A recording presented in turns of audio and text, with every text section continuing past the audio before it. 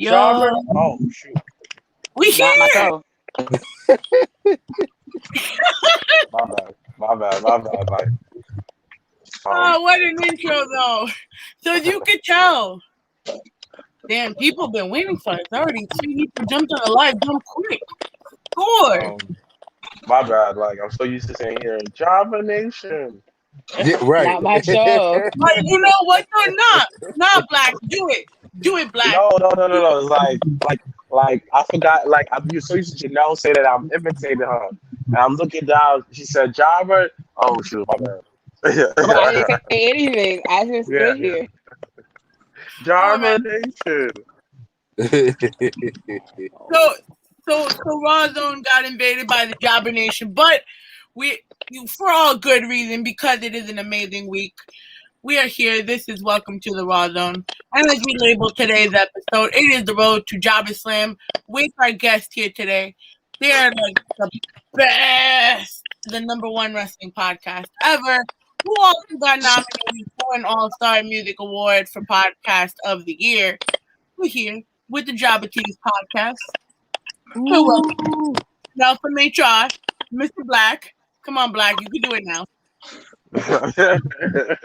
That's your dumb job. Jobber Nation. Welcome. Yo, I had so much videos. Like, I've been telling people, like, when you edit so much videos, me and my brother sound so much alike to the point I have to look up when I'm editing. And Janelle say certain words, I know how to put certain, like, it's so better in my head. Jobber Nation, hashtag we out. Yeah, this is a good show. Memorized it. So, around, what happened? What'd you find? I forgot I had a Kofi talk. Nice. This one over here worried about Kofi's. This nigga found a Kofi dog. Listen, man, Kofi Mania. We need a Kofi Mania. Well, it's kind of, gone in time, but, The penny's right there. I need a new Roman though. Oh, Lord. I told the one over here. Yeah, The one. That's the I old told school. him the Roman white shirt is better. It is better. The white shirt is much better. Yeah, I think I'm gonna get that one. So you go to Walmart and actually get toys? Huh? You go to Walmart, right? No, I either order them or people give them to me. Walmart doesn't have really good selections. Like every time we've gone down to like the Carolinas and we've gone to Walmart, we find really good ones. Target does. Target actually has Target Target has really good wrestling selection. WWE section. Yeah, they do. So, Yeah. But I wonder W's. I got this China one from Target. This was a gift. That's pretty. Oh, wow. Fire. But back to the show. My bad. So we here, guys. We did the Rawrrzone, and we got a little collection, a little tour of Wilkins' collection, which is very dope. But let's go around the room. You have Janelle from HR, Sir Wilkins, and Mr. Blacc. Tell us a little bit about yourself to the people that haven't tuned in and heard about you guys. I'm gonna say, are we doing counterclockwise? Right. I was like, I can't tell because I don't know because you guys may be seeing it differently than we are. So Janelle, go first. Ladies first. Aren't you a gentleman? As the lovely Katie K has mentioned, I am Janelle of the JobberSlam podcast, 1/3 of the dynamic trio, where we do a weekly podcast every week. We have a network full of other podcasts, and we are having our first wrestling show with the pleasure of doing it with our good friend Joaquin Morales of Battle Club Pro. And that's it. That's all I got. My name is Sir Wilkins, 1/3 of the JobberSlam podcast. Hi everybody, how are you guys doing? Next, I'm Mr. Blacc of the JobberSlam podcast. I'll be honest with you, I really don't like people, but people like me, so I really don't like people. But So best thing to do is just like I'll talk to you in person, but like if I get awkwardly silent, don't take offense. Don't take offense. So when Don't. does the Mr. Blacc podcast come out? Because I need to see that again. Next week, August. Yeah, next week. I have an episode dropping next week. Yeah. Okay, I'm gonna be waiting for it. Yeah. We need the views for Mr. Blacc right now. Like I got a special episode coming up. It's with the special ed crew. We're gonna review JobberSlam. Yeah, that should be dropping out soon too. That's really dope, though. Wow, I really have a cool crew with the special ed crew. Oh, So this was a long time coming because I think since I met Wilkins, he was talking about doing at that point because I had met you at Jackie's event. You had just started talking about you were in like the process of developing. And didn't even have the name yet. The give back that you guys came after. I said that? You told me that when you first met me. I was like, all right, I can't wait to see this. But I said that Because too? I'm like, you. I don't. What? I don't remember that. What? My shit. Yo, I remember few things in life. I remember very few things in life that stand out. And when someone tells me they're gonna throw an entire wrestling show, I'm gonna make sure I'm gonna keep up with that person. Son said, I told you. Like, you sure I told you that? He's the king of speaking stuff into existence. Like, I would give him that. There's been plenty of things he's said, and we were just like, nah, that's not happening. And then it happened, and we're like, okay, you can't say nothing no more. Are you smoking hookah, Katie? What? Smoking hookah? Yeah, I have no weed, so this is my problem for tonight. What flavor? I got mint. Oh, girl, you gotta do better than that. Listen, man, listen, man, I had $10, and the bodega only had mint. That's wild. You should have went to Girl, get Ops. some off of Amazon. Yeah. Should have got a dime bag. You should have got. She said she got a dime bag. Yeah, but but how many times did I have to go to Marine Terrace and get a dime bag and that shit was trash? Oh, yeah, no. We can't do that no more. Why don't you grow Vegas your can be own weed? They don't have room. Listen, it's not as easy as make it seems. Alright? Trust me.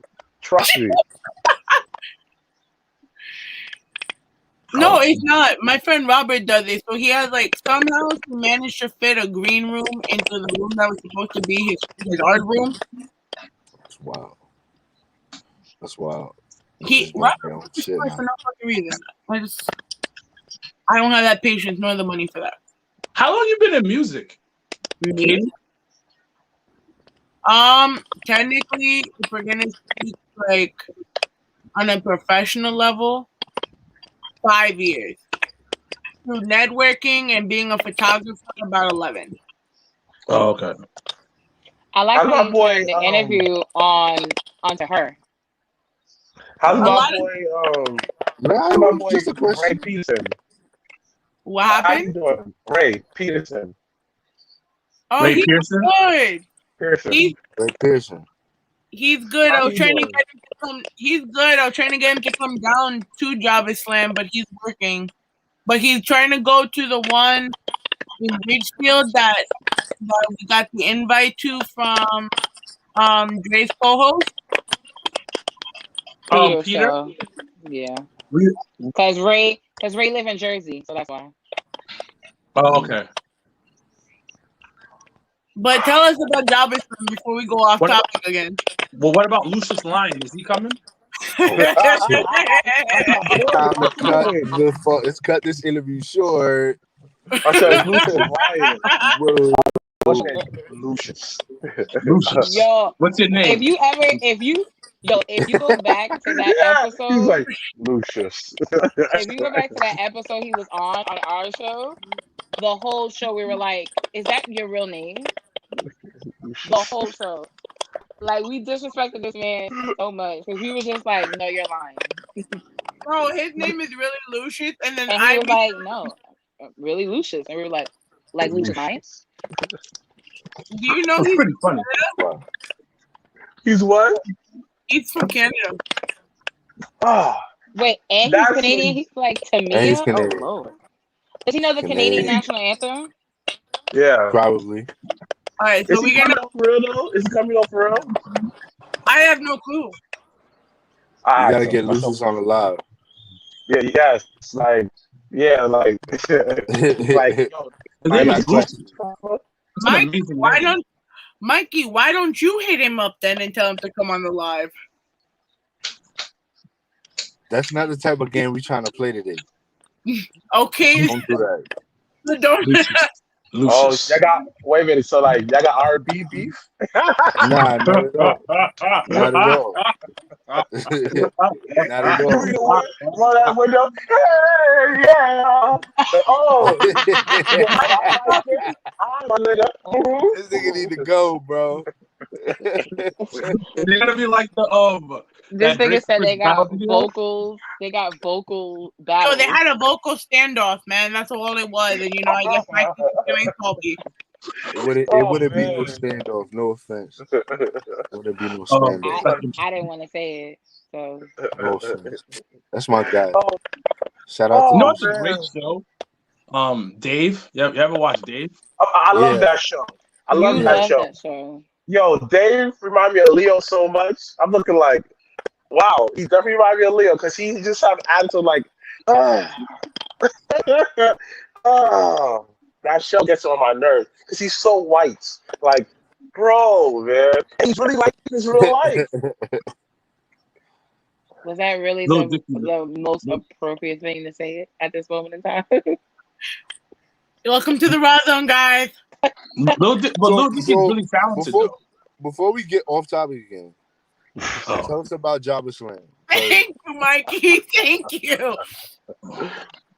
Like she said earlier, I've been hearing it since I've known Janelle from like day one. So Literally. I mean, we for the had people like, who don't know or not, inclined to wrestling, let them know what you guys are doing. Everything what I it's mean, for. What you y'all guys want to hear the backstory of JobberSlam?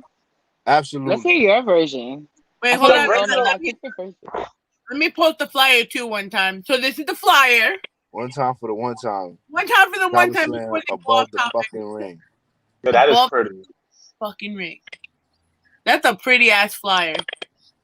The It's fire. shirts are even prettier. The shirts are dope. Y'all should be proud as fuck. Y'all should be super proud as fuck. I just gotta say that Except the because fact that the fly covered my face, but that's okay. I mean, it haven't hit me yet. Like once I see Saeed and Casey lock up, I think that's when like it's gonna set in. Like, So tell us your story, Mr. Blacc. Tell us a story about JobberSlam from your eyes. JobberSlam was originally a fight between, like, we used to do it with another podcast that we would like when I say their name. So because like they had little like BTE little skits on YouTube. So my brother was just like, I like that.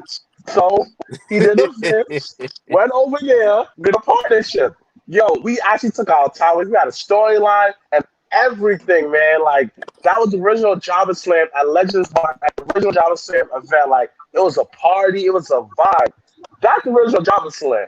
But then after a while, we couldn't do it no more, so it evolved. Like JobberSlam was just mostly just me something just to do a collab to get us our name out there, but it turns into a reality. Like it's JobberSlam. Like you have like females that who dubbed you like, you know, so I'm proud of you. You know what I'm saying? Like, are you low key? The numbers. That's why I say that. That's why I said that numbers don't tell the whole story. When you influence, when you see people that you don't know hit you up, ask you a question, watch you.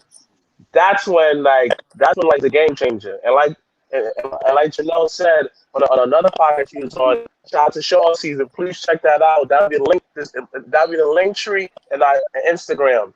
So she said that WWE took our idea. Because look at Sasha, look at Bianca Belair, look at Tasha Steelz, and look at Big Swole. You don't see the similarities in body structure? Come on. Big Swole is brolic. What's that girl? Bianca Belair is brolic. Come on, guys. It's pretty obvious. And Janelle always say, we don't know who's listening. Because you'd be surprised. They watching. So People that I know in YouTube wrestling be like, yeah, I saw that clip of you, this, that. Shout out to Muscle Marco. Came on to he's like, yo, I saw the clip of you I like you guys too. But the thing about it is, we're not industry friendly. We're not. Like I say some reckless stuff. I talk about getting my dick sucked. I'm talking about penis health and all of that. Like, you think that's possible to with us? No. Because we don't fit the status quo. Listen, I'm talking about dick health on my podcast all the time. What men need to do, like, it's a life wrestling podcast. Wow. It just hit me to describe our podcast. It's a life wrestling podcast.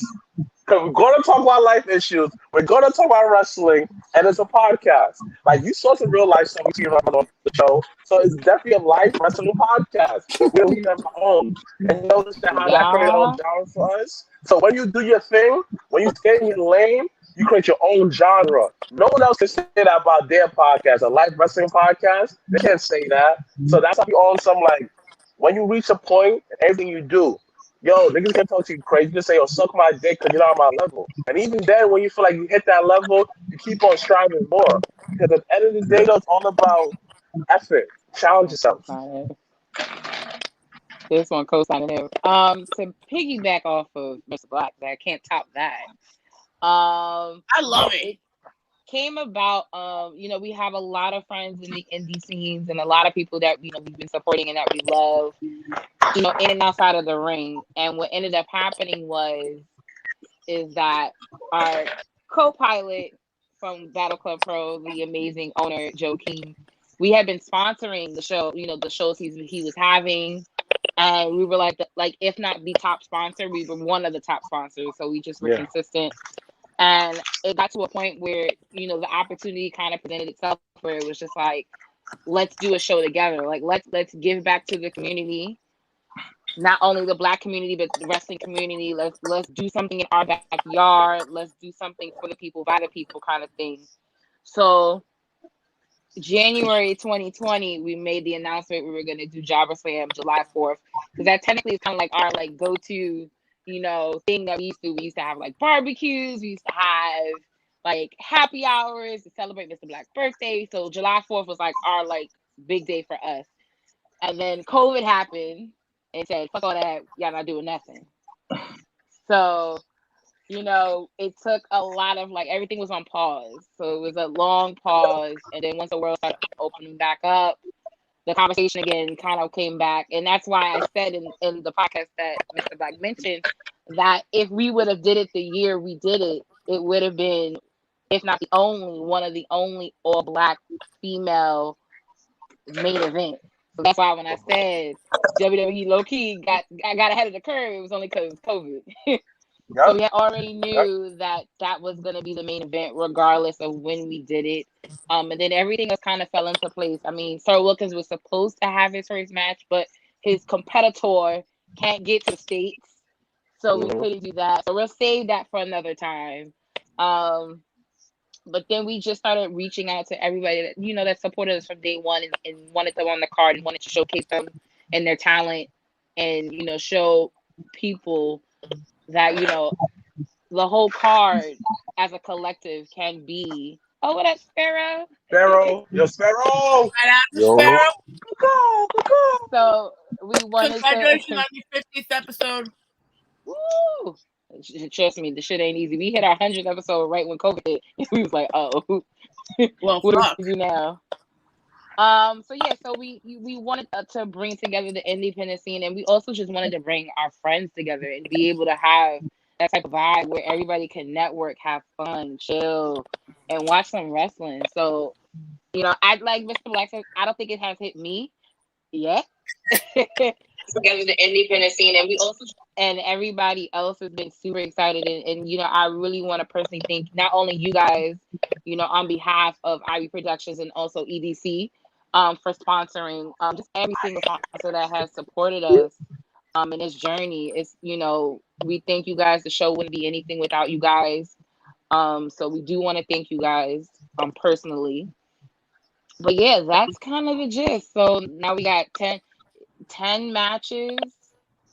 We got a special introduction at the beginning of the show. So you do not, outside of the first match being such a blockbuster, fast-paced moving match, we have a special performance at the very beginning and top of the show. So it definitely, you don't want to be on CP time. Like, you don't want to miss it. Wait, performance by who? Chaotic itself, with a T, because the T is silent. Don't ask me why, how, or what. That's his thing. But he's coming up from the DMV area to do a special like poetry about the show, about us, about Battle Club, like, and about wrestling. So he's gonna do a really dope spoken word at the beginning of the show. Funny. Very nice, very nice. And that's actually breaking news, because no one else knew about that.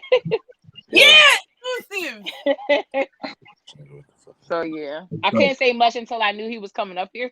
Then when he bought a ticket and he booked his hotel, I said, all right, cool, he's coming. That's dope. But yeah, So Wilkins, that's it. What about your view of the JobberSlam? You know, I think it was that's the evolution of the podcast in general. It was the next step that we were doing, because we were already doing the viewing parties. We were already doing, like, we did a barbecue. We did a lot of other things. I think it was like the evolution of it. Joe Key Morales came to us about it, a Battle Club Pro, about us doing a joint show, as Janelle and my brother had said. And, you know, it didn't happen because the Paramara, the Parallelogram, whatever you want to call it, was just like, nah, this is not happening. Go take a seat to the world. And so it was pushed back to what it is today. And I mean, for many people, and I was getting a lot of DMs and a lot of like emails, they were like, this is their first show since the pandemic happened. Yeah. And a lot of people don't realize it, but this might be the first wrestling show in New York City since the pandemic. Like we're beating out AEW and like WWE. yeah. So like it's are you sure? Big. Yeah, I haven't. I mean, live big promotion. No one's run out of New York. Everyone's been running out of Jersey. And you know, Ring of Honor just did Baltimore. You know, WWE and them was out in Florida all this time. So, and also to this point, the show has every major promotion represented except for WWE. Yeah, so you have an Impact, you have MLW, you have AEW, and you have Ring of Honor. Yeah, so it is. It really is. We don't have NWA. We kind of do. We kind of do in Montana because they was on that. So, but it's a lot of promotions on there. It's a super card, because you do have a lot of talent, a lot of black talent on that card. It's a very melanated talent. 90% of the card is melon. That's how I like it. 90% of the card is black, so it does showcase a lot of the black independent talent in the business. So it's a good look. But yeah, it's just came about, you know, the evolution of the podcast and of us, you know, trying to do more and more, and that's about it for the most part. Now you see the difference of who tells the story. Like you see the difference of how we tell stories, right? You know, because I've seen Wilkins so lively, I really thought, first of all, that you were gonna have the calm story, Black, and he was gonna have this live big, like. But because it wasn't much to it. I mean, JobberSlam was a party. We did the events. And then it was like me and my brother doing like skits and stuff like that. Like there's a skit online with like him attacking me at 7-Eleven and me attacking him at the Legends basket. But for the most part, it just came from it was just the God's plan on that part, because it just the evolution of what we were doing. And I think it happened it happened now instead of happening before, because there was a lot going on last year. Like, it was way too much going on last year for us to really and I don't think the card that we have would have been the card last year. I don't think the opportunity to have, 4 major promotions being represented at the show was an option at that time. Yeah. Like, Shane Taylor wasn't Shane Taylor as he is today. Swole has a much bigger name from AEW now. Even though they should use her more, but that's a different conversation. That's a whole different conversation. Tasha is a much bigger star and a much better. Johnson South became more established. Yeah, we have a South branch. I think it's all hitting him finally. I think it's slowly like hitting him.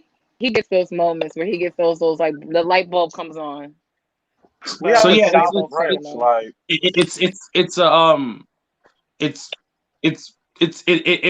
was God's planning on now, because a lot of better things that happened. The show looks a whole lot better now than it would have done last year. Mm-hmm. So I think it was the right thing. So yeah. I'm not gonna lie, I kind of missed the skits of you guys fighting and beating the crap out of each other. I won't lie, I actually kind of missed those, because that's what caught me in the beginning.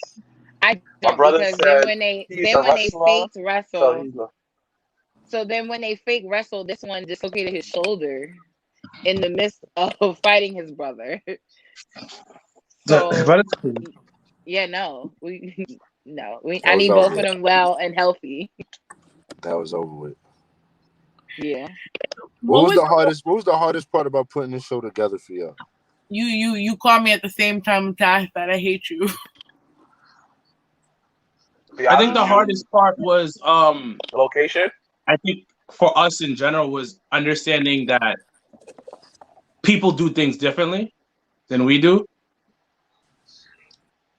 And also I think it was that from my point of view, and also you got to pick the talent. You got to pick the talent that works well with other talent.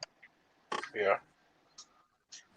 You know what I mean? Yeah, I think I will agree with Sir Wilkins when you're thinking about different styles of wrestling, because we all fantasy book as fans. We all have this vision of a match, but when you're in that booker's seat, you can't see it as a fan. You have to see it as, does this make sense? Does the psychology of the match make sense? Does the move set of the match make sense?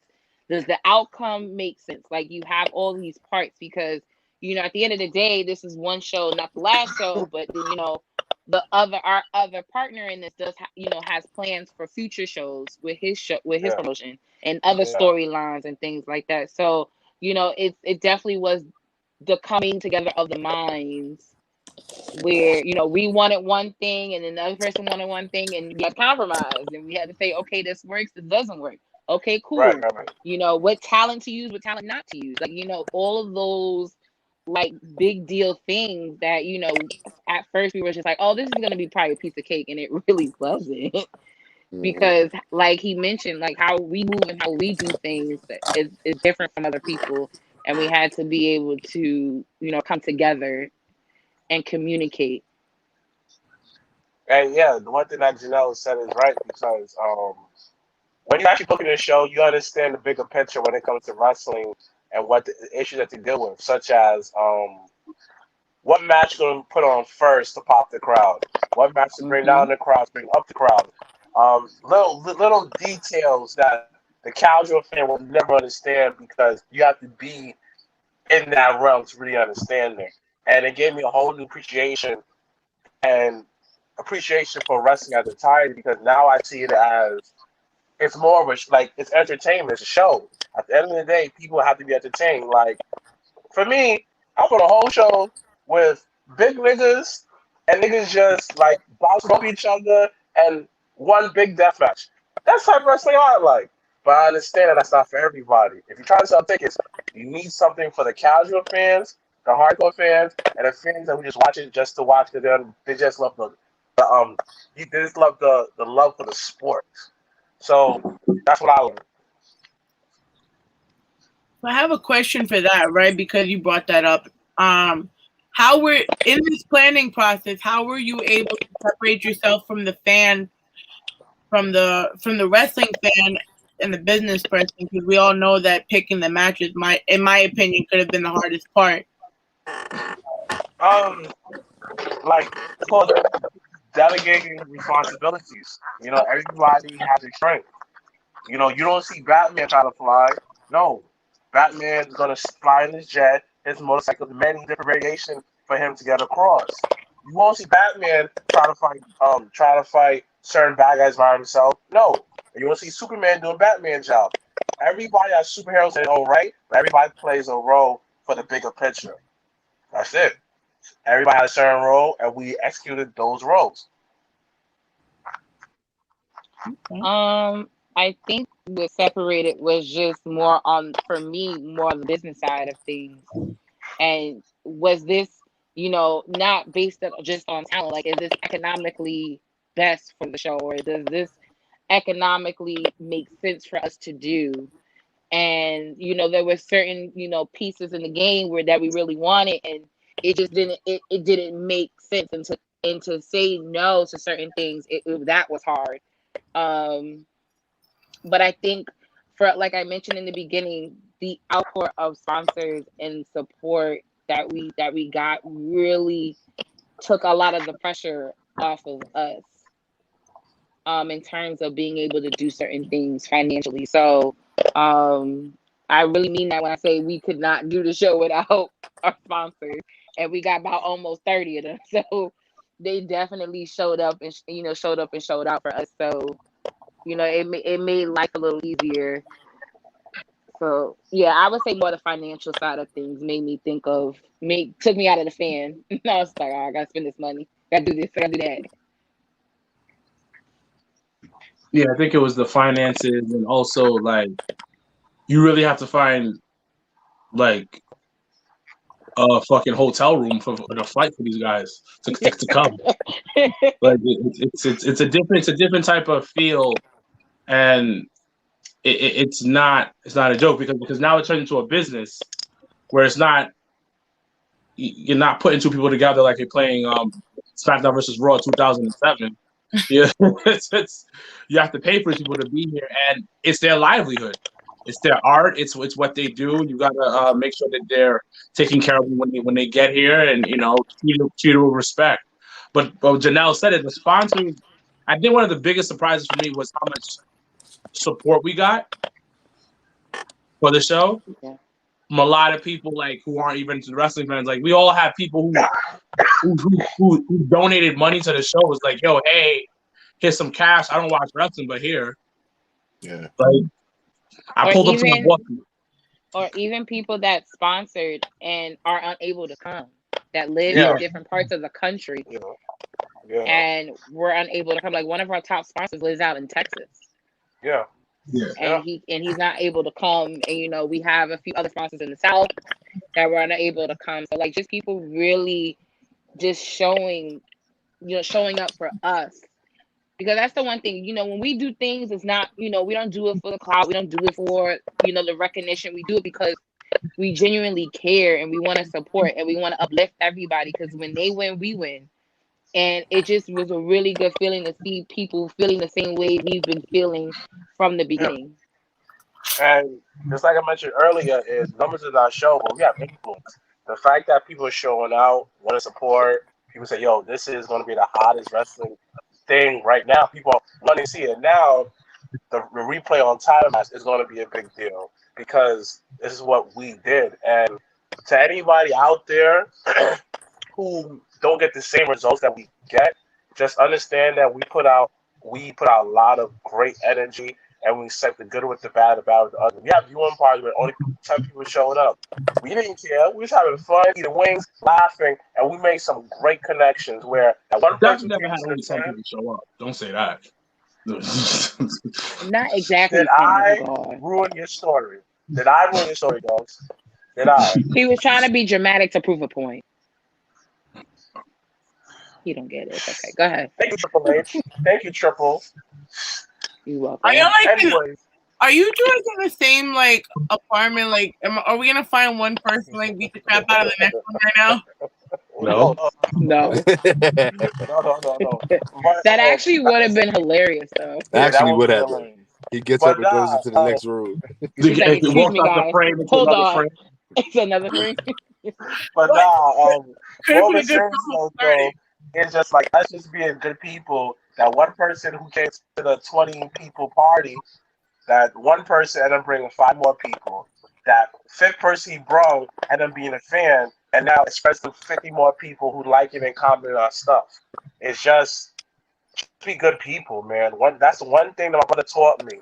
Was I remember he used to work at clubs, whatever, right? When they took me out, and he said there was some guy, it was like some like security guard, some Spanish dude. He's like, yo, I don't even know his name. I just give him that all the time. I said, all right, but he said this: just be nice to people. It's gonna pay off. And he's 1,000% right. And ever since then, I got that mindset, and it works. You are the energy that you put out. You put out good energy, you receive energy, good energy back. Like, dang, son, like, yeah, kind of Master P of this. I mean, you could call me, you used to call me, shout out to Randy, Ice, yeah, Randy. you used to call me the Super Shocker. Backstage Brawl, one of our many sponsors of JobberSlam. Oh, please check out the upcoming episode of Backstage Raw featuring, of course, yours truly of Mr. Blacc is dropping this week. Please look out for them. Please, those are my guys. Check those guys out. Definitely. Oh, also, check out my guys, Dirty Hills, aka the Special Ed Kids. Check them out too. Everybody on checking. I feel like y'all should have had flex bombs when he just did all that. Oh, also, don't forget Show Off Season with my boy Dwayne, Burger Joe, and ISIS featuring Janelle from the HR. Check out that episode. It's dropped right now. Link in the description below and on Instagram. Those are the church announcements made by Mr. Blacc. Oh yes. Don't forget JobberSlam this Saturday. Don't forget limited tickets available. But yet, I'm telling you, you don't want to miss the hottest tickets right now. This is the Summer Jam of wrestling. This is the Power 105 powerhouse of wrestling. Check out the first one of many, man. Check us out, man. #Black Excellence, man. And yeah. Oh man, the play is gonna be fire. Of course, you're playing Many Men. And I'm slow dance with their shorty. Many men, many men. Thank you. So, what's the match that all of y'all are looking forward to? All 10 matches, which one y'all looking forward to? I know y'all all got 3 different matches. You already know. So say yours. No, you go first. No, just say you just said you know what your match was. So say what your match is. Oh, of course, my first one, opening match. 2 of my favorites, the human video game. Saeed versus Casey Navarro. That match gonna be that. I don't know. Of course, O'Shea versus my guy, Big Time Yaya, big meaty men, 1-on-1. I can't wait to see that because I'm saying that Yaya is Mr. What did I call him? Oh, he is Mr. Battle Club right now because he got the contract. He's working his way up. You understand? So Yaya, of course I'm looking out for that. Of course, look out for my guys. Prolific versus Shane Taylor Promotions. Can't wait. Are you going to say Please the go through the whole card? Yo, listen whole to card? 3 favorites, man. Yo, He's ready to listen. One. There's nothing wrong with that. He's hyped. The whole card is gonna be fire. Of course. I don't know. Go ahead, Janelle. Where did Katie go? She had to go fix something real quick. She was indisposed. So now y'all fucking with Michael Bostic for the night. The Michael Bostic show tonight. I don't know for the last few minutes. But go ahead, Janelle. What's the match you're looking forward to? Probably, I have 2. The Shane Taylor and Prolific match is just across the board. It's just more on the personal for I can say for all of us, just to see the progression in the boys on the prolific side, and to be able to have this opportunity with Shane, and that really came about from us doing an interview with Shane. Like that really was the catalyst for that. Him being open and honest and real, and then me and him connecting down at Mania, and then just kind of just took off from there. But outside of that, Savannah Evans versus Darius Carter. And then the other one would probably be the Fatal 4-Way, which was kind of like a last entry match that we did, where we have Grit, which represents really Jobber Tier South, with Montana Black and Ian Maxwell. And then we have Grim and one of his associates from the CCW Academy, Mr. Ash himself. And then we have the Rep. Nate and Dave are such amazing and great people, always been supportive of the brand, both Battle Club and the Jobber Tears podcast. And then, of course, the returning of New York Wrecking Crew, which I know for us is just, definitely we're excited for them to be back and be together and be in the ring, all of the above. So, yeah, those are probably the two matches that I'm like, all right. Since, the other ones he mentioned, so I can't mention them. Come on, B. Big time Yaya. No, that's my boy. I gotta show out. I gotta make sure I get like a big bottle of water Gatorade because I don't want to pass out with excitement. Well, I don't want you to pass out either because that's an ambulance price that's not in the budget. Okay. And I'm like, oh guys, I'm Mr Blacc, you all right? Yeah, man, I was so excited, man. Like, if you win the championship, I'm good. I'm good. I'm quitting wrestling. You're not quitting wrestling. So I think the matches that I'm super excited. I'm really excited about the Fatal 4-Way tag team match because that's gonna be like just straight a fight. Yeah. There's like nothing high flying about that. That's just gonna be a straight like a brawl in the Bronx or something. Like it's just that's what it's gonna be. Yeah. I think the second match I'm also excited for is Darius and Savannah Evans, because Darius is one of the more technical people in the ring. And the card in general, I'm really excited to see how it comes together and how. Yeah. In general, it's good. Yeah. But it's a super exciting match. Like when we put it together, it's like, yo, this is dope. But like I said before, earlier on the show, other people started saying that, like, yo, this is amazing. It's like, yo, you know when you taste your own cooking, you're like, this is good. You get somebody else takes it, and somebody's like, oh, this shit hit. Makes you so that's how it feels. It's a whole different feel. But it was the card in general. Yeah, that was breaking news. Yeah, but that's takeover. Shout outs to Dre of Your Sport, one of our other, sponsors, our brother in this. He's, definitely been on the network. Niggas who hate on this. He's definitely okay. Talk your shit, Mr. Blacc. Andre has been definitely like, that fourth member of the NWO that people was just like, who that?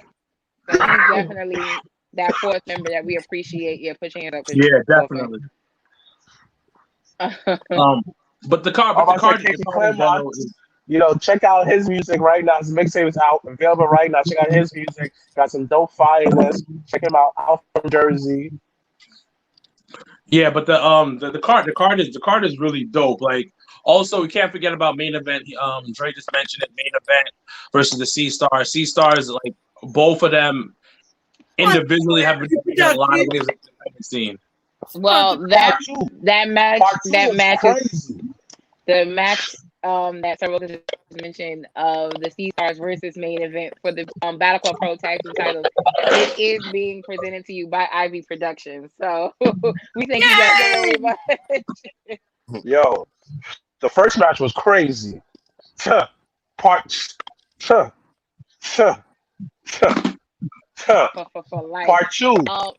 I might pass out too. going back to your question, Katie, when you said like what was kind of like of both of you guys the hardest part, is also like not knowing the ending. So like I like a good surprise. So I only know one outcome Yep. of the entire card. So do you guys have actual picks? Because I actually went to Mikey and I asked him, do they know what the outcomes are for that one last predictions? My brother knows. You know? I only know one match. And that's it. I don't know anything else. I don't want to know anything else. I think I'm gonna leave that one to I don't want to know nothing. to our partner in crime on this one, because I kind of want to have I still want to be a fan at our show. Like I still want to be like, oh my god. No. Like if I know the ending to this show, I'll be so fake on my reactions. I'm like, yeah, like you feel me, like Dre. You feel me, like just in case Yaya almost lose, I want to feel the emotions. You understand? I want to go to ups and downs. If I know he's gonna win, I'm sorry, it's Yaya. Of course he's gonna win. Guaranteed he's gonna win. Because there's good and it's Yaya good. You feel me? And it's strong and it's Yaya strong. I'm telling you, my guy's gonna win. So I ain't gonna talk about that match. But let's say Prolific's about to lose, but I know that they're gonna win too. Dang, you're right. They're gonna win too. Like Saeed versus KC, I don't know who's gonna win. So I don't want to hear the ending. I want to go with emotions. I want to cry. I want to go, oh man. I don't want the ending. I know I'm talking like guys. I'm sorry. Like my bad, man. I'm having a good time, y'all. I apologize. I shut up now. My brother's getting mad. That's why. No, I'm not. I just gotta go to bed soon. No, he's just tired. He's just tired. I feel you. That's a fact. Because I gotta be up at 2:30. Oh shit! Why? I have to be at work at 5. Oh, why gotta wake up at 2? That's like different. Like he get up 2 hours before. I'm like, why? Like, yeah, no. Like, it's good for your body, good for your body. You can stretch. You can really get your mind right. You do your push-ups. Yo, waking up early, son. Best thing I ever did, dogs. It changed the game, B. Yo, Mikey knows. I gotta, I'm not even gonna lie. I agree with that. I agree with that. It's true, because if I wake up, let's say, in 20 minutes before I have to get on the train to go to work, and I'm still feeling tired, and I'm like, yo, fuck everyone, fuck these kids, fuck my job, fuck everything. But damn. Listen, man, Mikey hears the stories about my job. It's justified. I love my job, but it's also justified. Right. But then, like, if I get up, and as much as it kills me to get up at 5, I feel better throughout the day. But because for the sake of time. No. You guys can keep going. What? You keep going. Don't say the sake of time.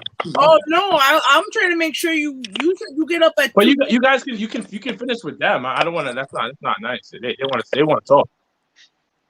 Oh. We just want y'all to get to push out JobberSlam as much as possible. No, and I appreciate that. It's a super important event. You know what I'm saying? So, it's JobberSlam is really important to the culture in general, and what we like a real combination of what we've been doing for the past 3 years with the podcast, showcasing black talent, trying to big up independent wrestling as much as we can, and just putting on dope events, because we put on a lot of events, but this is the first wrestling show that we're putting on. And to showcase our partnership that we've had for a long time with Battle Club Pro, who's been a big supporter of the podcast. And it's gonna be in Brooklyn in the hood. Like it's in the middle of the address, by the way. Huh? I still need the address because someone gotta learn how to get there. Don't worry, you'll know when you need to know. Don't worry about it. So it's in the middle of the hood, but it's love. Let's go. It's all love, and it's culture. It's culture. It's wrestling culture. It's black wrestling culture. It's culture in general, and that's why the show is going to be really important for people to be there and to support and just have a good time. Like, it's going to be a good time. We're going to be playing some hood music in the background. We've got a great playlist playing for everybody. Woo! And it's going to be fun. A lot of ganja in the air. Yeah. A lot Outside. of drinks passing around, of course. A lot of heady. A lot of heady. A lot of So hen much dog. heady. I definitely told somebody that before. Somebody said they bring some Douce.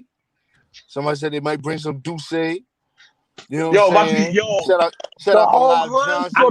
I gotta hold you. I was because I'm bringing Red Bulls for the talent, but I think I'm about to buy a couple of bottles since we go into the liquor store on Friday before we go get tagged. So you have to understand. This is gonna be the most hood shit ever. It's gonna be a hood barbecue. And might bring a little champagne. Yo, that's what son. You have to understand. Yo, I'm turning up that night, son. You can't tell me nothing, son. Yo, I should bring it back to bottle, walk around the bottle like some real hood niggas, son. And I'm playing dice at halftime, B. Taking all y'all niggas money.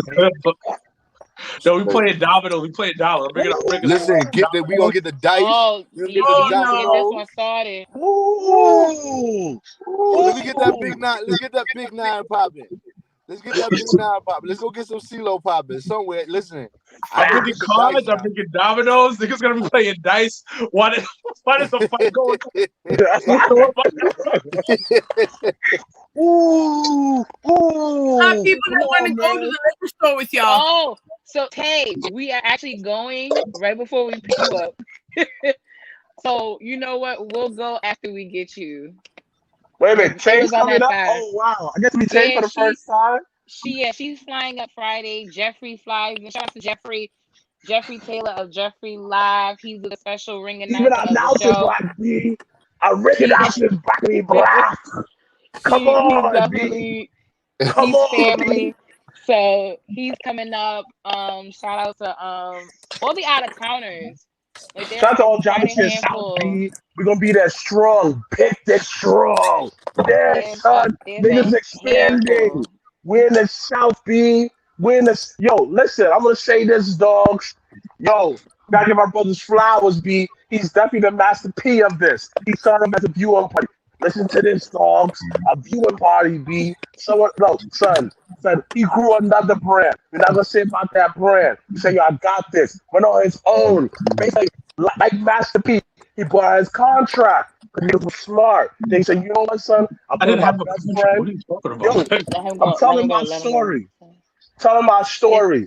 But then niggas bang with him in the viewing party, B, because he made these top niggas money, B. Money like some ink buggy in the hood, B. That's my brother. Then he just said, yo, it's on a podcast, B. Then he expanded to the network. Now we have a wrestling event, B. Son. Niggas don't give him that respect, son. Because you have to understand, so you gotta give this man flowers, B. See? This is the first time my brother ever take my compliment. This is like, yo, this is weird, man. This is the first time. Because I want to go to sleep. Yo,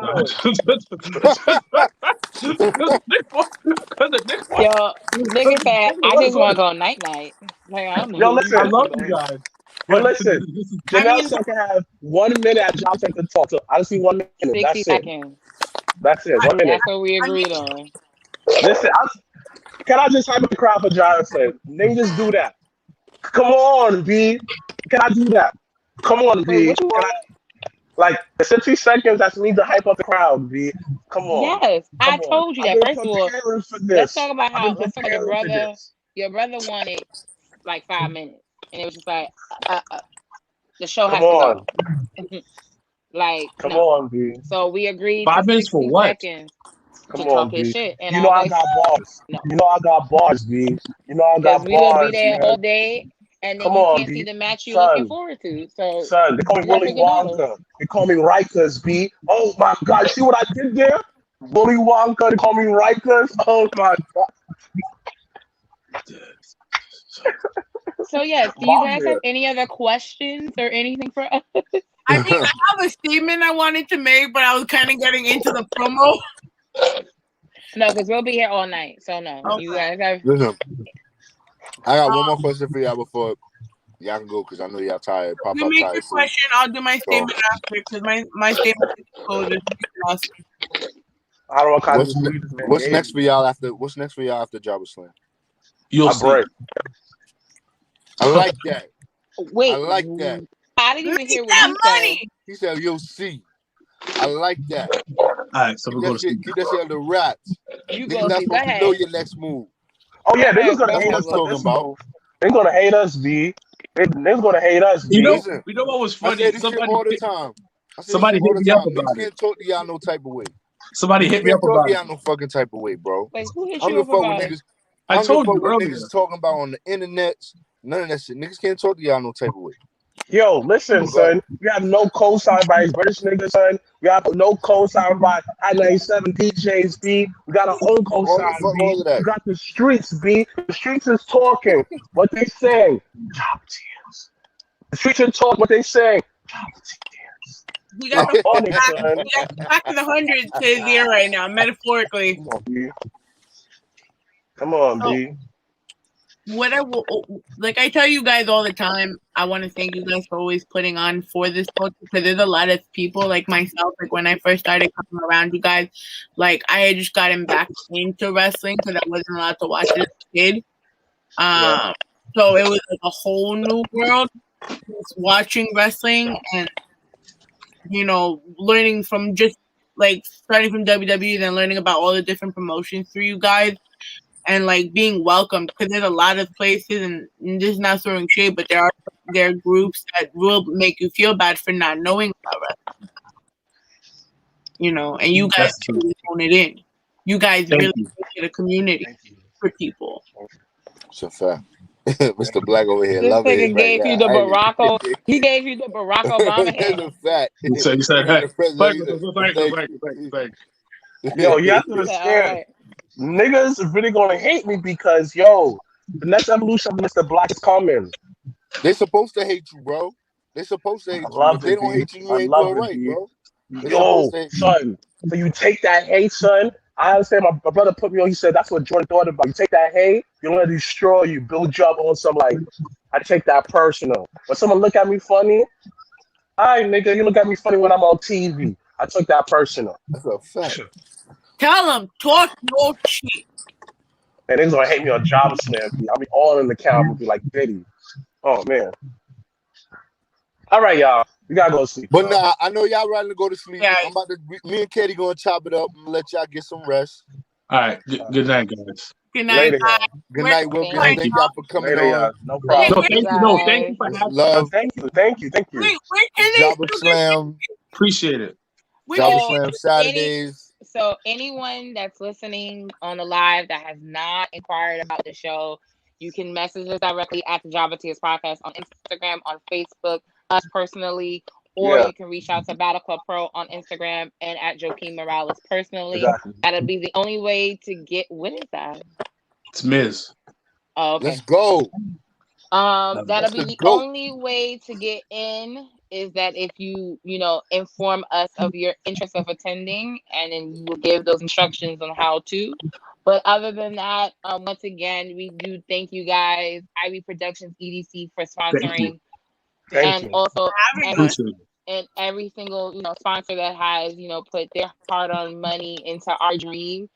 So for that, I will forever be thankful for that. But once again, we have JobberSlam this Saturday in Brooklyn, in the hood. And then we, we'll rest for about a week. And then we'll be about 2-3 weeks from SummerSlam weekend. We'll be back at Legends for SummerSlam and for TakeOver 36 during SummerSlam weekend. So we'll be at Legends. We're going to probably do another raffle giveaway. We'll have a special host. Like, we'll have a whole bunch of stuff going on. And then we'll see what's next. Yeah, I appreciate y'all for coming through. Thank you so much for coming, guys. Always fun. No, I appreciate y'all, man. I appreciate y'all. Thank you. I'm about to go get some rest. Yeah, go get some rest. I'm gonna go all these photos have memory space for Saturday. All right, later, y'all. All right, y'all. Bye, guys. Bye. Yo, so that was pretty dope. Yeah. Got to learn a lot about JobberSlam and things like that. Yo. So we're gonna go.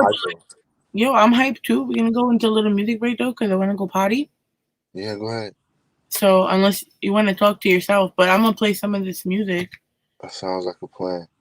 I'm gonna play a little couple of things off of the Break Room Sports Podcast playlist. Okay. And we'll be right back. This is Welcome to the Rawrrzone. Please stay on. Follow us at Rawrrzone NYC or check us out at our new website, www.rawrzonenyc.com. Be right back.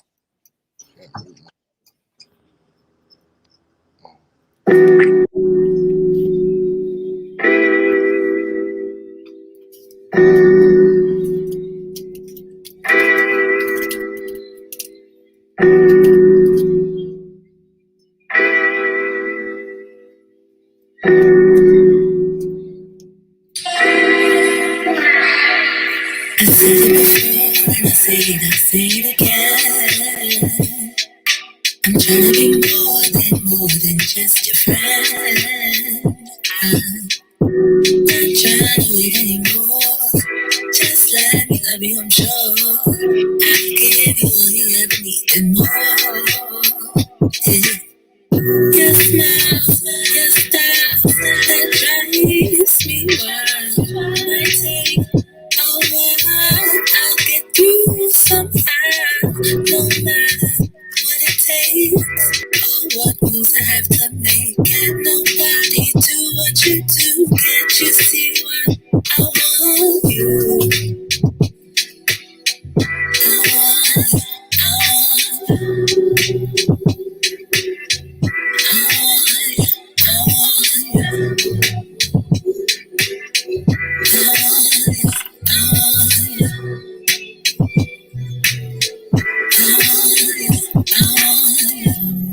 That type of love hit hard like a sedative. When the head rocky, got a nigga too competitive. Love the vibes are waking up to your messages. Or even days we wake up, babe, rolling over, looking heaven sent. Been evident the way you got me wrapped up in your elements. Such a breeze when you walk through. You can hear the elegance in your voice when you talk to any and every one on your boss news. How you do this shit? Got a nigga with the vibes. Got a hit it right, make you wanna spend the night. Say you never been this high, now I got you on the flight. Different with the moves, type of nigga change your life, change it twice. Just for the niggas before it was lacking. Left a bad taste, now the sheets got you macking. Just to see a smile on your face, I do anything you want to. Feelings more than mutual, the way a nigga want you.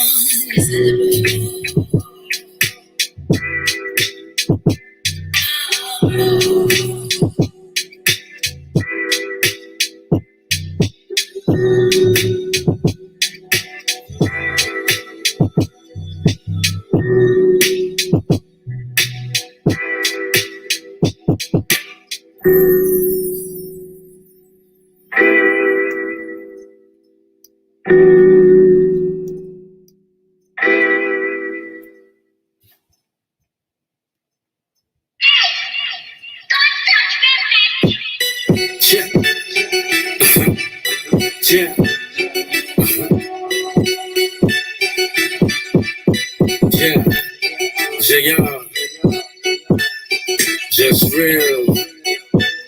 You got another one. You got another one. Damn girl, how you moving like that? You do your own thing, how you screaming like that? You can start a car cuts while you got these other girls so mad. Cause you don't need nobody else. You ain't dependent on nobody else. You be standing on your own too. You're doing what these others won't do. And girl, so I can't understand why you believe lonely on the late night. And why you always so when you take flight. When they can treat you wrong, no it ain't right. Baby, you should let me hold you. Let me treat you like the man supposed to. You can make me better like a coaster. I ain't playing games, girl, I want you. Tell me what you want from me. Take a look at what you see. If you leave me all alone, I'll be good all on my own. Tell me what you want from me. Take a look at what you see. Maybe please make up your mind. I don't wanna waste no time. Yes, I know about that rap life. First moment of the last line, I'm things right. I really don't believe your game, but I'ma let you play. And if I gotta man up, that's gonna be the day. I only raise your worth cause honestly I'm money. They have me on the side, it's like a testing to the dummy. Checking better than the most, and I don't really mean the most, but I got that exclusive get me golden looks like I'm the coach. And I'm a queen, so respected. I like to take my time, I like perfection. Why you pressing? You got a lot of chicks, I see you flexing. Why you stressing? You going for the kill, but she not built to see your lesson. I'm about to like every option had to come, I play it smart. And every nick that pass me by can let them get your heart. And every trend that's on the rise can always play the part. With every move you make, you really hope you better play it smart. Tell me what you want from me. Take a look at what you see. If you leave me all alone, I'll be good all on my own. Tell me what you want from me. Take a look at what you see. Maybe please make up your mind. I don't wanna waste no time. Baby girl, come on. Baby girl, come on. You know I got you. Baby girl, come on. Baby girl, come on. You know I got you. Baby girl, come on. Baby girl, come on. You know I got you. Baby girl, come on. Baby girl, come on. Tell me what you want from me. Take a look at what you see. If you leave me all alone, I'll be good all on my own. Tell me what you want from me. Take a look at what you see. Baby, please make up your mind. I don't wanna waste no time. Tell me what you want from me. Take a look at what you see. If you leave me all alone, I'll be good all on my own. Tell me what you want from me. Take a look at what you see. Baby, please make up your mind. I don't wanna waste no time.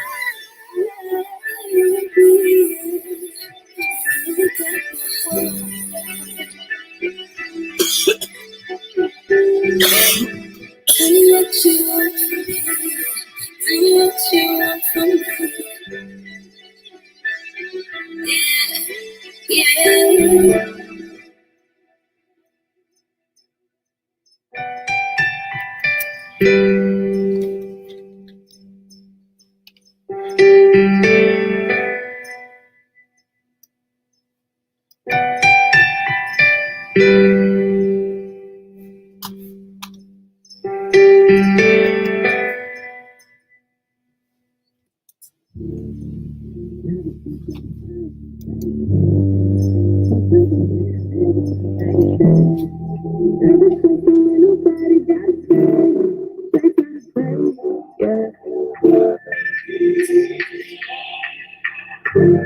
So I never change, yeah.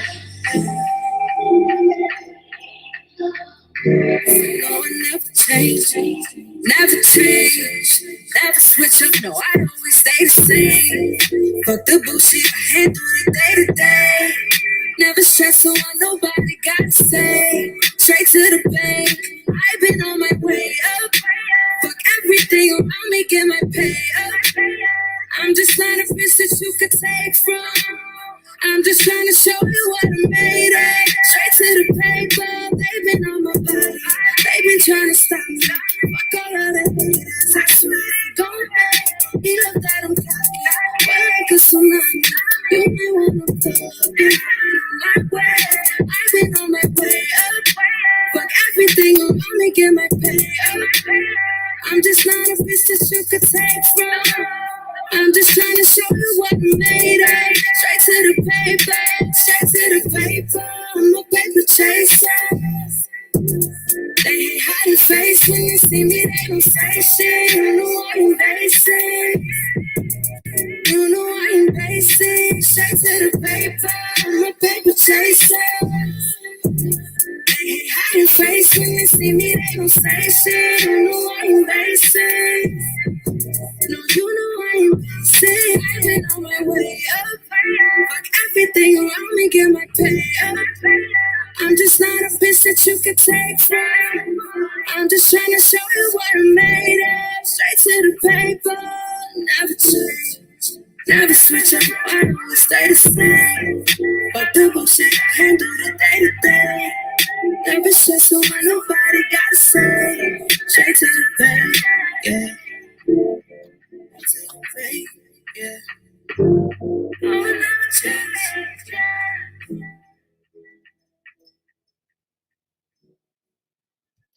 And we are back. Woo! Are you chilling right now in bed? You like chilling in your bed right now, bro. It's a fact, bro. I know how my car is. My car is my second home. Yo, it really is. Because even I be falling asleep in that bed truck. That's a comfy ass car. Let's talk about it. It's a fact. It's beauty, man. I love her. Take good care of her. I mean, now you taking care of her because at one point she was just a hoopty. Oh, now she's still always gonna be a hoopty, but you know, a little work here, a little work there helps it out. You know. Home. It's our home. Yeah. What the fuck is up with you, man? What's up? And shit, yo. I'm just, working on the music, grammar jerk shit, being a dad. That's really all it's been. Get ready to put this EP out soon. About time.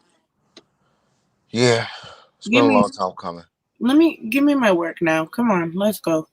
Yeah, it's been a little bit. I had to be in the right mind frame, and I wasn't. It wasn't. So now that I'm in a better mind frame, the music has been a lot better. It reflects a lot in the music. So I'm very proud of the body of work that I've put together for this project. And it's definitely going to be leaps and bounds better than the first one. And I love the first project. I that was a labor of love for me. So for me to say that this one is going to be better, it just shows like I have complete confidence in what I'm doing for this project and the direction that it's going in. So, it took a while. Yeah, it has been a while, but to get the best stuff, it just had to wait.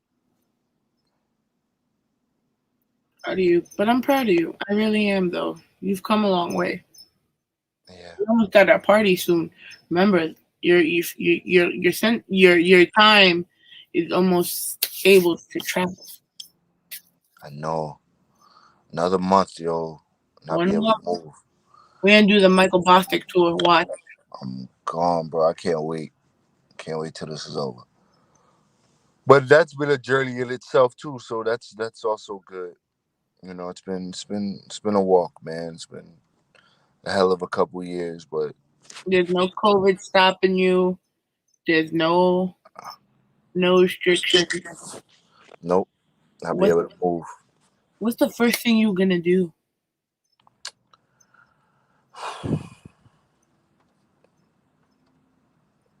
I don't know. First thing I do,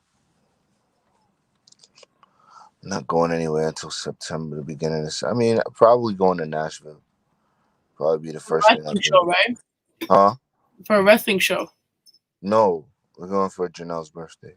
Oh, that's for Janelle's birthday? Yeah. Did you say you were going to a wrestling show before that? No, not Nashville. I mean, we could. I mean, if I find one, maybe. But no. No, not for that. But yeah, no, that'll probably be the first thing I do.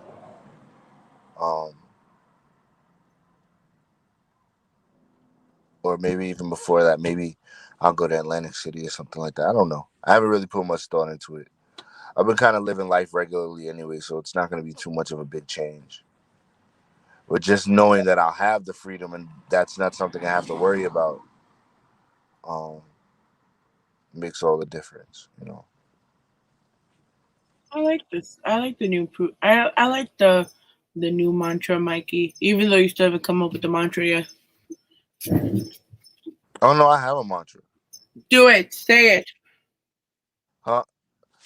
I've said this before. All business ain't good business. All money ain't good money. All people ain't good people. So, I've lived by that. I just know that, there's people that's going to come in your life. There's money that's going to come into your life. There's business that's going to come to your life. Opportunities. All these things are going to come to your life, and they're not all good. So you just have to always keep that in mind when you're making choices. You got to stop. We have to get out of the notion of thinking that everything that comes to us is for us. It's just not. Shout out to Muffin Man 718 on the check-in right now. He says facts. What's good, brother? So speaking of choices, right? Mm-hmm. WWE took say this is the first time it's just you and me in a while. That's a fact. This has been a momentous occasion coming. It's a fact. That we've been talking about JobberSlam. Mm-hmm. Let's talk about your boy, the tribal chief. Roman Reigns. Yeah, he's still doing his thing. It threw me for a loop that he did not. Well, not so much that he didn't pick Cena, but more that he went against Finn. But that was surprise. So for me, maybe because I haven't been catching up because I was getting everything ready for the give back. Right. So you could correct me if I'm wrong, right? But I didn't even know Finn was getting moved up. Finn just came back the week before last. Okay. So he had just came up. I didn't know he was gonna call up either, but he got called up. But because he came back. He came back SummerSlam. Or maybe no, it was the SmackDown before SummerSlam, I believe. I thought it was wait, SummerSlam. SummerSlam hasn't happened yet. Sorry, not SummerSlam. Money in the Bank. I'm so sorry. I got SummerSlam in my head. Money in the Bank. I think it was the SmackDown before Money in the Bank that he came. Yo, Muffin Man, is that true? Because I didn't get to see the one. As you could tell, it was still on my Hulu. Yeah, I think I'm almost certain that's what it was. But nah, that threw me for a loop. And me and Janelle got something going now, but she really thinks Finn's gonna be the one to take it. I mean, it would be so. Just like you remember when we talked about how Edge was gonna get the title, he never lost. Obviously, at some point we were predicting Finn was gonna get that title. But that whole getting back the title you never lost. I don't. You lost it when you gave it up. Like I get where y'all are coming from, like with that sentiment and everything like that. But if that was the case, you wouldn't have gave it up. No, I'm keeping this for the rest of my life. You niggas gotta come up with something else. Like I just don't believe in that redemption. I know storyline purposes it's perfect, but like I'm not for that whole. It's been such and such amount of years now. I'm back to get what's mine. Finn has had ample opportunities in that top spot to get that championship that he's not. Yeah, had. but you gotta remember it's also WWE. Right, but I'm just saying it's like that narrative that he's going back for the championship he never lost. Like I get it, but he's been in the spot before. He's had championship opportunities before. So I'm not here for that particular excuse on to why he would win against fucking Roman Reigns. Like I don't see the money behind that. You know what I'm saying? Like I don't see that. I mean, but I don't see. And again, I love Finn, but it was just random. It wasn't just random when they took out. Remember when they sent Keith Lee out? Right. Right. I mean, Keith Lee's back. Yeah, but I mean that had to have happened. I wouldn't have been. I would just tell everyone to go fuck themselves. Okay, but it was just random, and then the way that they're just playing it just doesn't make sense to me right now. No, I dig it. I dig it. Like, then what was the point of Cena coming out? Well, I think to give it that drama. I think eventually he's gonna get into it. I would hate. Oh, excuse me. I would hate for it to be a triple threat. I just really don't feel like we just went through a triple threat with him. You know what I'm saying? At WrestleMania, like I'm just feeling like the Roman Reigns triple threat aspect thing. I'm kind of over it. Like what I could honestly see happening is Finn losing, and then maybe because it's not going to be a triple threat for SummerSlam. They might set up a triple threat for something later down the line, like maybe Night at Champions. I still think that Cena's going to find his way into the match either by getting Finn out or it being a triple threat. There's no way that John Cena is back this early before SummerSlam if he's not going to be on the card at SummerSlam and for the title. It has to be for the title. He can't go in there just to have a feud with somebody. Like, nah, I don't want to see that. I don't want to see that. I want to see him wrestle for the Universal title against Roman Reigns. If it's not that, I don't want to see. I don't care. I mean, you think he might just try to go back? Let's say he doesn't get his match, whatever. Instead of sabotaging whatever it is at SummerSlam for Roman, maybe he's gonna try to go after the fucking Goldberg match. Nah, I don't think he's gonna go after Goldberg either, because that already is gonna be a shit show. Because literally nobody wants to see that.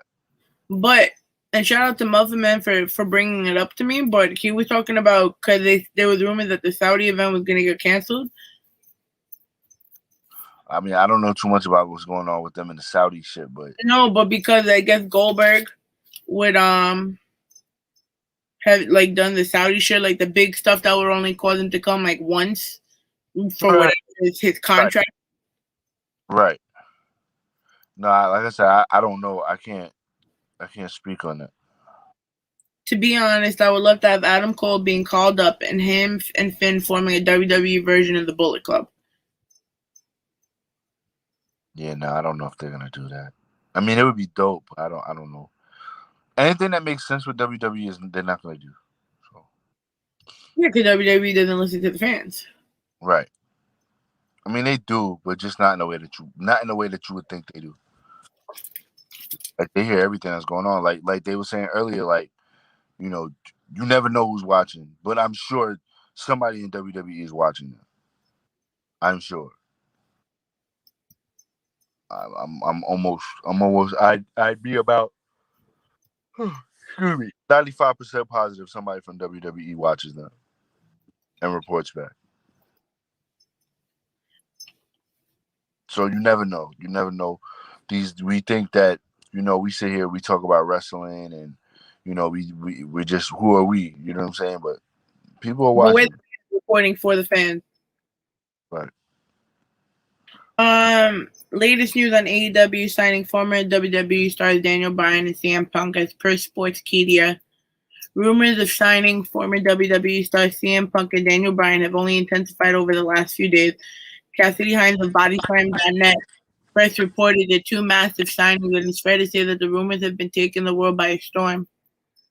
In the latest edition of Wrestling Observer Radio, Dave Meltzer gave his take on the situation and seemed to hint that both Punk and Bryan are set to sign with All Elite Wrestling.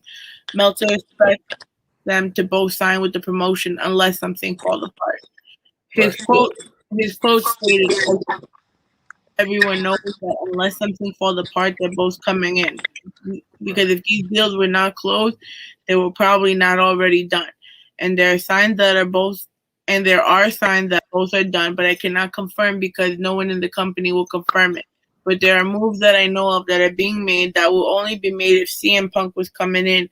With Daniel Bryan, I can't say I know any moves that would be made, but it would confirm that Danielson is coming in. That I know of, but I also know that Danielson was likely 90% or better going to go to the company that has a relationship with New Japan. And obviously, the story, Nick Khan did not get the deal done.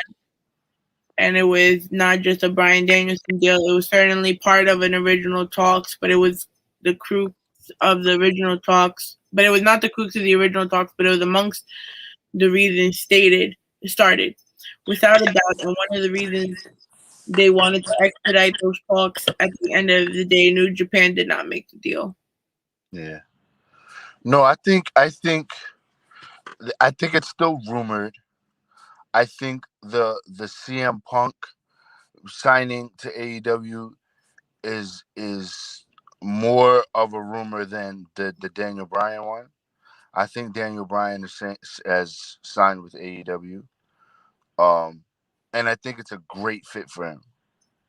You know what I'm saying? Like a lot of WWE fanboys were upset, and I was upset too. But looking at it from his schedule and what he wants at his age, for himself and his family, AEW is a great fit for him. And he's given us the best years of his career at WWE. So I this is one of those that hurts, but I'm happy for him at the same time. CM Punk, I would love for him to come back. Like, I've been waiting for him to come back. Anybody who knows me knows I'm a CM Punk fan. I've always been. Yes, I know he's a crybaby, but it is what it is. It is what it is. But to see him back in the ring would be awesome. That would be dope. I mean, I think we could see it happening, and we all know it's not going to be through WWE, so it's going to be obviously through another promotion. Well, I didn't know that his problem was with Triple H. I thought his problem was with Vince, but he's got issues with Triple H, and that's why he hasn't come back all this time. He has problems. That threw me for a loop because I thought Triple H and him were cool. I don't know what made me think that, but because people think it's usually the problems with the head of the table, no pun intended. Right. But it's usually the person that's running behind it. Because, while Wilkins could probably, agree with me, but, a lot of the influence is still through Triple H at the moment. At least in my opinion. Well, you saw they said they don't consider NXT the third brand. They consider it developmental. They don't consider it the third brand moving forward. Which is stupid because they have a following, bro. But that Survivor Series when it was both SmackDown, Raw, and NXT. That was fire. Watch it 3 times. That was fire. Dre said, "I hope CM Punk's still good in the ring." Yeah, I think he'll be okay. Yeah, it might be a step down, but I think he'll be okay. He'll be able to do what he's got to do, especially if he's going to AEW. I think he'll be fine with them boys over there. I think the WWE, the work that's demanded over at WWE, well with. But the AEW, those people, the ROH and stuff like that, he thrived. I just can't see him coming back to WWE. I think that time that ship has sailed. I don't think about that. No, Dre, it is true because now the people that they were getting from it, they're not gonna. A lot of people, and I've seemed to notice, while we do watch the pay-per-views, the pay-per-views that have been getting more traction has always been NXT. Yeah, no, that's what's crazy. NXT, and before I was never really an NXT watcher. Matter of fact, I'm not even going to sugarcoat it. I never really watched NXT. Before I got with Janelle, I probably watched NXT twice before I got with her. Like super seriously. Like my cousin, he always used to try to get me to watch it. I wouldn't do it. I just didn't. The concept of them, because I always looked at them as developmental. So the concept of them actually being the third brand didn't sit with me initially until it just clicked one day, like, oh, you know what? They're actually kind of acting like the third brand and not so much like a developmental program.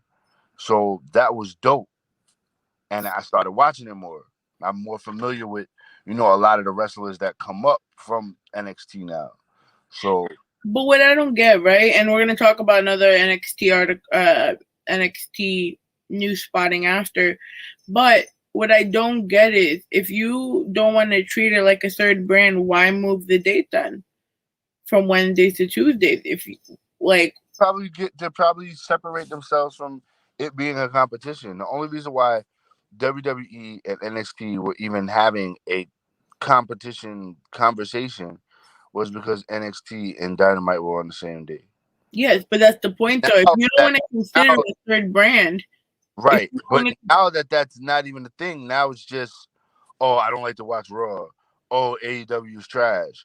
Oh, that's all it is now. Now everybody's just complaining because they like one better than they like the other instead of just, fucking enjoying wrestling.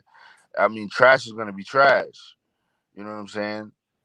But that's where the problem really lies now at this point. It's not so much um all of that. It's just now everybody just complains now. Everybody just on some, oh, that's bad. This is bad. I hate Raw. I hate this. I hate that. Raw is pretty bad. Raw wasn't bad yesterday. I rarely saw it. But no, there was some spots where when I was with Janelle, I was like, yo, I get why people say Raw is bad. And I do say that every week. Like there's always a match or a backstage segment that's just super fucking cringy and childish and weird and awkward. And I'm just like, why are the SmackDown writers better than the Raw writers? Because this shit here is not working. They get paid more, and they got Fox. They got Fox behind them. Yeah. Fox is not gonna do anything that's gonna lower their ratings. Right. That's what USA should have done when they had SmackDown. The effort that they should put that effort into motherfucking Raw. That third hour is definitely nasty. That third hour needs to go. They need to go back to 9 to 11 again. That 8 o'clock hour be trash too. On top of that, because people be coming home from work, making dinner, probably fucking their loved one. But the 8 o'clock hour don't even be it. It always starts off the same way every week, bro. The first hour of Raw starts off the same way every week, bro. There's always somebody coming out, somebody talking, somebody doing something. Somebody comes out. It's literally for the first half an hour of Raw, it's talking. The first half an hour of Raw is talking. It's so bad. But Raw yesterday wasn't bad though. You had the Karrion Kross versus Keith Lee. That was a fire match. Somebody had to go. Unfortunately, it was Keith Lee. But can we talk about Karrion Kross for a minute though? All right. So Eric Bischoff went and commented as to what happened when he lost to Jeff Hardy. Right. So Eric Bischoff on Vince McMahon's reasoning behind booking Karrion Kross to lose to Jeff Hardy on Raw. One person with a slightly different take. I didn't want to read the intro part because the intro part was boring.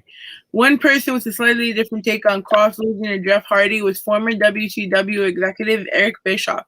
The WWE Hall of Famer felt that having Kross lose to Hardy may be a way for Vince McMahon to test the NXT champion in his professionalism. As he quoted, "I'm with you. You've got to let these things play out. And I don't know what the rationale or psychology is before having a guy lose, especially someone coming out of WWE NXT and being his first shot at the roster and coming out and losing. There may be a reason for it. It may be Vince's way of testing. He may want to see how a talent reacts in that situation. Is he a pro? Is she a pro? You get boo-boo faces, as they say. You know you get to see a lot in someone when you look at them in the eye when they come through that curtain after they've just had their first match and it was a loss. Maybe that's it. I'm with you, man, but let the story play out and let's see how it goes." Okay. During the tapings, the segment Karrion Kross had to be reshot for the moment of the amount of Jeff Hardy changed. From the crowd, the segment saw Kross cut a promo on Samoa Joe before Samoa Joe did a run and it had to reshot at the end of the taping. That's wild. Yeah, that's wild. That is wild. But he came back for the win. It was at Keith Lee's expense. Keith Lee said he's gonna tell everybody the story. So tell us the story. We're gonna see. He said give him a week or so. He's gonna let everybody know the story of why he's been out and what's been going on. But wasn't it like COVID at first? I don't know. I feel like that was the excuse. You really feel like it was an excuse? Because remember, Yeah, I feel like that was when Mia had gotten COVID. right, but you haven't seen him since. So what happened? That was 4 months, 5 months ago. Maybe she's pregnant. No, she's not. She's been taking pictures.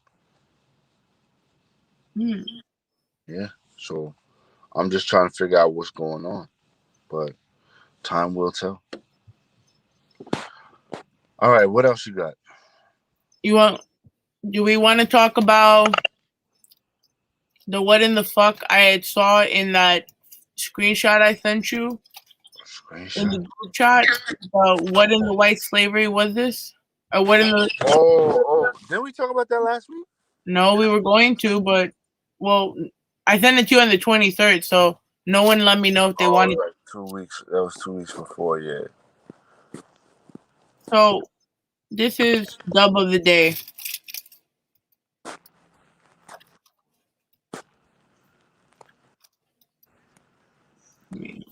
Preview.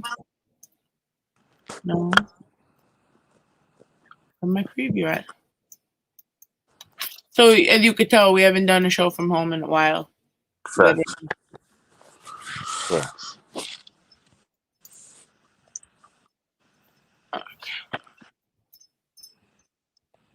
That's wild. Okay, so as you could see in the text messages, a woman has her significant other in chains. Right. Why in the fuck are we doing this in 2021? So I'm just gonna be honest with you. If he like it, I love it, because he had to agree to do the shit. I don't know. I just don't feel like in this day and age with everything going on, This shit is like not that. appropriate. Like me personally, when people do shit like that, they chasing clout. So I've learned when I see posts like that to just keep moving. Like I think those were personally done to go viral. I don't believe that there's any true meaning behind those pictures except to go viral. I think they came up with a story behind the pictures, took the pictures, came up with a story behind it, and just posted it for it to go viral. That's it. I don't I can't see in this day and age people actually wanting to do that willingly. So if he did that willingly, if old boy did that willingly, then he agreed to it. So it is what it is. You know what I'm saying? Yeah, it's super inappropriate. It's super wild. But I mean, And I'm the queen of saying wild shit. Right. He either agreed to the shit or it's a clout chasing post. It has to be. Like I just can't. I can't sit here and think about why this nigga here wants to be the slave and she the slave. She the slave man. No. I don't like it. And historically, it's wrong. Up to this day, it's wrong. Just nobody should. Why? Yeah. Yeah, it's wrong. Definitely. All right, Mike.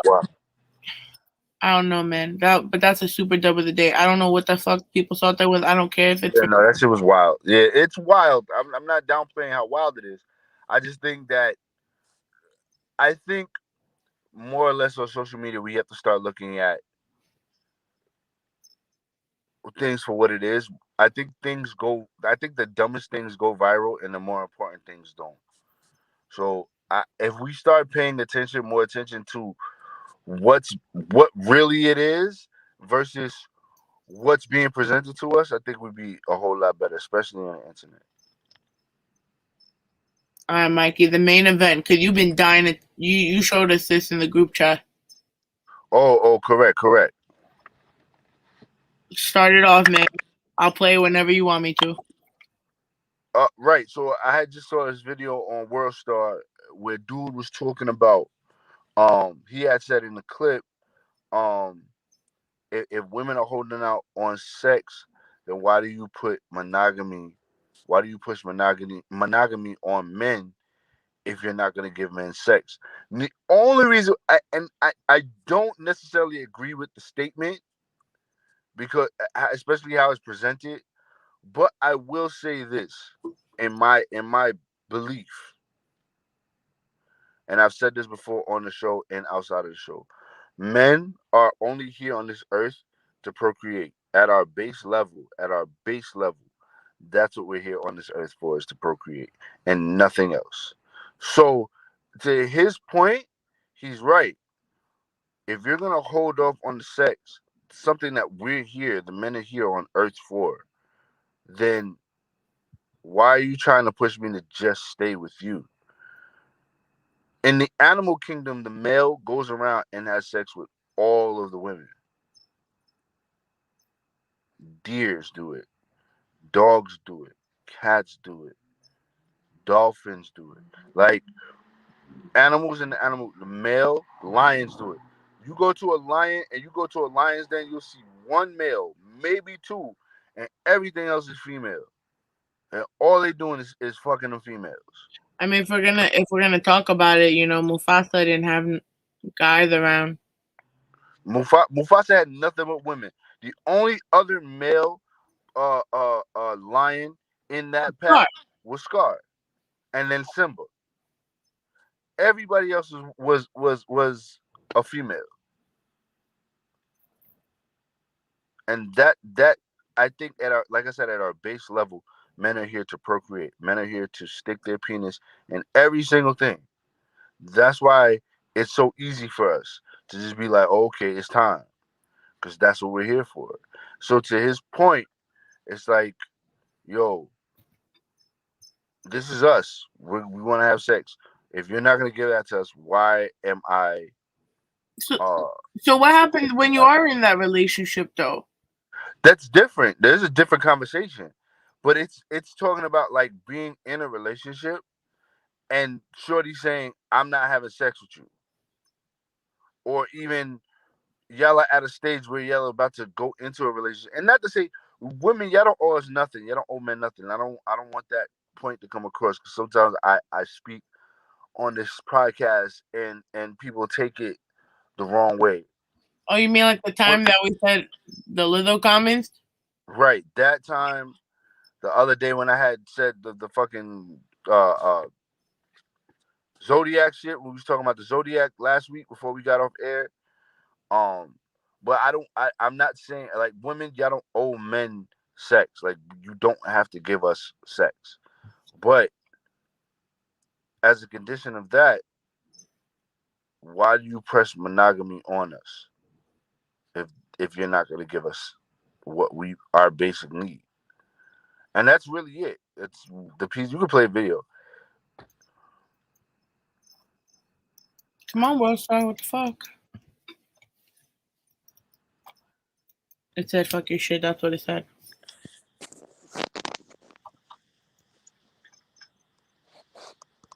A lot of women who complain, oh my.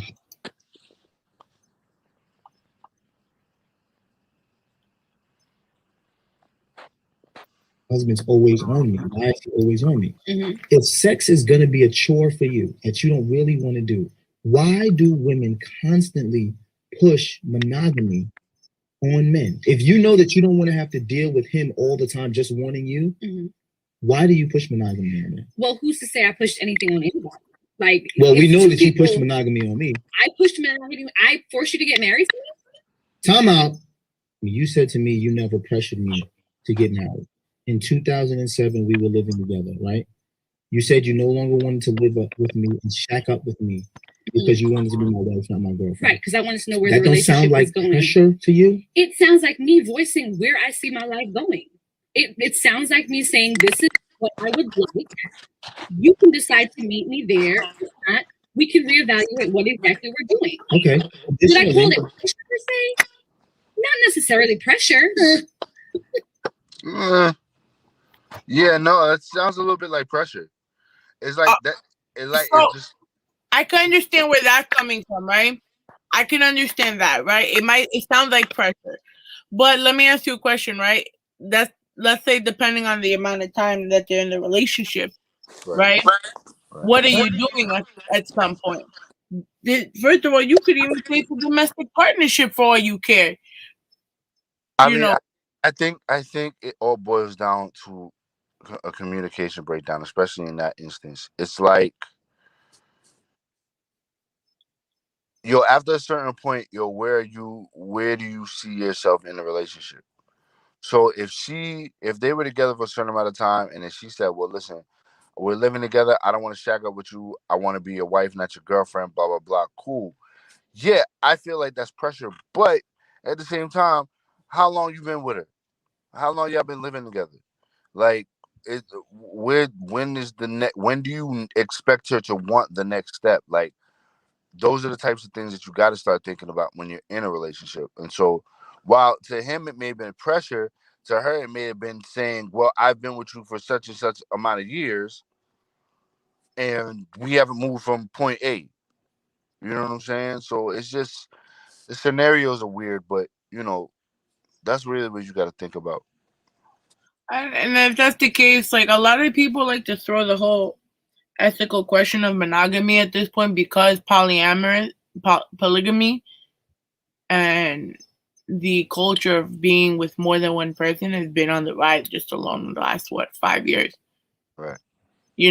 Everyone, it was like, when, I'm not trying to say it's the same exact thing, but remember when 50 Shades of Grey was all the thing? Everyone wanted to be a submissive, everyone wanted to be a dominant, everyone wanted a Christian Grey type of love. Right.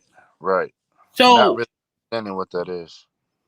So when I see people really talk about monogamy, I'm just like, are you talking about monogamy because of the culture that we're in now, or because you're just mad that your wife didn't give you pussy one day? Because that's eventually what it sounds like. If they're married already and she's holding out, you're just bitching about her holding out. Wow. Right? That conversation just looked like him bitching about holding out. I mean, no, I just feel like that conversation for them was on some, this is how they never really talked about how they felt. You know what I'm saying? And they're using the podcast to speak on it. You know what I'm saying? Like, it sounds like those are questions that they should have asked in the beginning of the relationship. You know what I'm saying? But now it's just like, depending on how many years you already made, I'm like, don't you think it's a little too late? Right. Like, you should be already asking, like you said, you should be asking these questions in the beginning. Like, if you're dating someone, I don't know how that was with Janelle, but it's like, didn't you ask? So much shit that me and Janelle find out daily about each other. But you talk about it. Yeah, we talk about it. If we go through something, we talk about it. We push forward. I just personally feel like people need to just stop talking about polygamy unless they know what's really involved. But a lot of people just see the fantasy because it's portrayed on TV and commercials and things like that, and they feel like, oh, this is the new thing, I want to try it. It's not always something that you is for you. You know what I'm saying? Some people do just want the one-on-one commitment. Okay, is there anything wrong with threesomes? No, hell no, Mikey. And we both know that I will talk shit much as I want. Okay? But at the end of the day, all we do want is just that one. I mean, I don't know about you, once again. I'm not trying to speak for both of us. But it's nice to have that one person that's your backbone. Like, your partner, that person you could be a hoe with in any position, in any way, without being judged, with no problem. Right. And if there's really a need for another person to come spice up the bedroom, then fuck it. Okay, cool. But to keep throwing the debate about monogamy and all of this, like monogamy doesn't exist. Monogamy is still a beautiful thing. Correct. When people get over this fucking polyamorous phase, like they got over 50 Shades of Grey. I mean, I don't know if it's a phase. I just think more people are educated to it, and the ones that are educated and can go with it, I give them so much power, right? Yeah. Because that's a mental thing you have to deal with. okay, it is a time-consuming thing to deal with, believe it or not, because you're now dealing with two different people and having two essentially different lives with them, unless they all want to be together. Mm-hmm. But sometimes the guy has one girlfriend, or the girl has two boyfriends, or the girl has the one boyfriend and the one girlfriend, or the guy could have two boyfriends. You know, but as long as they can mentally handle it, cool. Never not do that. Right. No, I agree. I agree.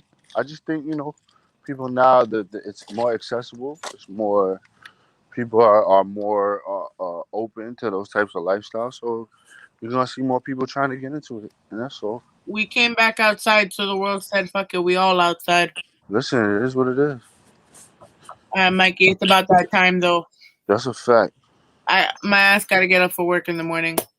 Thank you. Where can we find you though, bro? Oh yeah, no, you can find me everywhere _Hill Classic and _ the Grammar Jerk. I mean, not _ the Grammar Jerk, at the Grammar Jerk.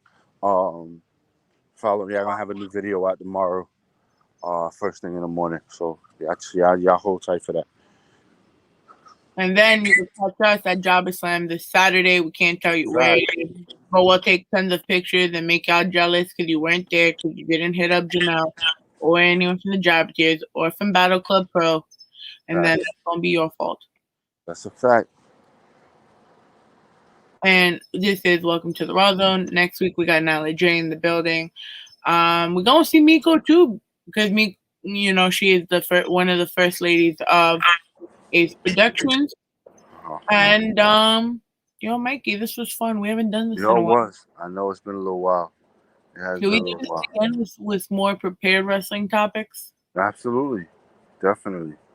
Because we gotta go be work people today. Definitely. Yeah. Bye, KK.